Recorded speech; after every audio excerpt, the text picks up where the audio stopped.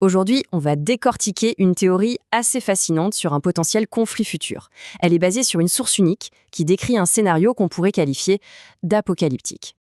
Alors avant d'aller plus loin, un point vraiment essentiel, tout ce qu'on va aborder provient d'un document qui imagine un scénario futur en mars 2026.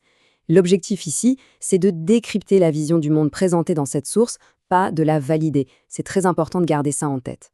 Voilà notre feuille de route. On va commencer par l'aspect le plus visible, la géopolitique, pour ensuite plonger de plus en plus profondément dans les couches cachées de cette théorie jusqu'à sa dimension spirituelle. On suit la logique de la source, étape par étape. Allez, on commence. D'abord, la source nous brosse un tableau qui semble assez classique, celui d'un conflit entre grandes puissances, tel qu'on pourrait l'imaginer. Tout part de cette question, qui à première vue paraît simple. On s'attendrait à une réponse géopolitique assez standard, n'est-ce pas ? Et en effet, en surface, les raisons avancées sont celles qu'on entend souvent. On parle d'une suite logique au conflit ukrainien, du contrôle du pétrole via le détroit d'Ormuz, de la survie du pétrodollar ou encore de contrer l'alliance entre la Russie, l'Iran et la Chine. Bref, une lutte pour la domination mondiale. Mais voilà, la source nous dit que tout ça, ce n'est qu'un écran de fumée. Ces raisons ne seraient là que pour masquer un plan d'une toute autre envergure, un projet régional bien plus ambitieux. Alors de quoi s'agit-il ? D'après la source, le véritable moteur de ce conflit ne serait rien de moins qu'une mission quasi messianique, celle de recréer les frontières du royaume biblique de David. Il faut bien se représenter l'échelle. Ce territoire s'étendrait du Nil en Égypte jusqu'à l'Euphrate en Irak. Un projet qui, pour se réaliser, impliquerait une déstabilisation complète et totale de tout le Moyen-Orient. Et pour y parvenir, la stratégie décrite est radicale. On parle de bombardements massifs pour anéantir l'Iran en tant qu'État, de le diviser pour créer des guerres intestines. La source mentionne même des opérations sous faux drapeau pour forcer d'autres pays à entrer en guerre et un blackout médiatique total en Israël pour contrôler l'image du conflit. Et c'est là que la théorie bascule. On quitte la géopolitique pour entrer dans une autre dimension. La guerre ne serait plus le but, mais juste une scène, une étape dans un scénario religieux qui aurait été écrit bien à l'avance. Voilà le point central. La logique du conflit ne serait ni militaire ni économique. Elle serait, selon cette perspective, purement théologique. Il s'agirait de façonner le monde pour qu'il corresponde à une certaine vision de la volonté divine. D'après la source, ce plan suivrait des étapes très précises. D'abord, une attaque sous faux drapeau pour détruire la mosquée Al-Aqsa et en accuser l'Iran. Le but ? Allumer la mèche d'une guerre de religion mondiale. Ensuite, construire un troisième temple sur les ruines, et cette étape finale accomplirait les prophéties nécessaires à la seconde venue de Jésus. On arrive maintenant à l'affirmation la plus déroutante de la théorie.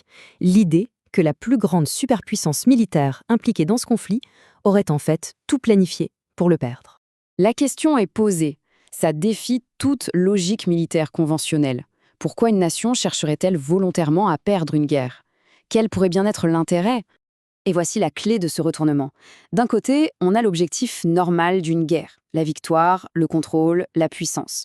Mais de l'autre, on a cet objectif eschatologique. Et pour que la prophétie s'accomplisse, la source affirme que les États-Unis doivent être expulsés de la région. Et quel meilleur moyen d'y parvenir qu'une défaite militaire humiliante ?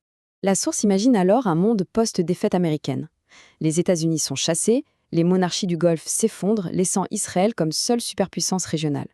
S'établirait alors une Pax Judaica, une sorte de paix imposée, administrée par une intelligence artificielle de surveillance.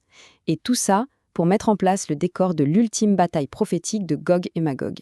On arrive à la conclusion au niveau ultime de cette théorie. Et si tout ça, les nations, les armées, les guerres pour le pétrole, n'était en fait qu'une gigantesque mise en scène, une distraction pour masquer le véritable conflit. La citation de la source est sans équivoque. La guerre que l'on voit n'est qu'un jeu d'ombre. Le véritable affrontement se situerait sur un autre plan, un plan spirituel.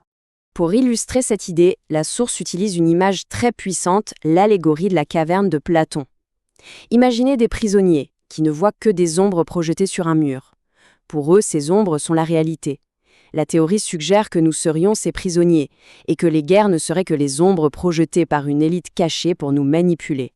Donc, de ce point de vue, le véritable enjeu n'est pas de savoir qui va gagner un territoire. Le vrai combat, c'est celui de chaque individu pour sa propre conscience. C'est la lutte pour arrêter de regarder les ombres et oser se retourner pour voir ce qui se cache derrière le rideau. On termine avec cette question, laissée en suspens par la source. Une question assez vertigineuse. Si tout ce que nous voyons sur la scène mondiale n'est qu'un grand spectacle, alors qui en sont les véritables spectateurs?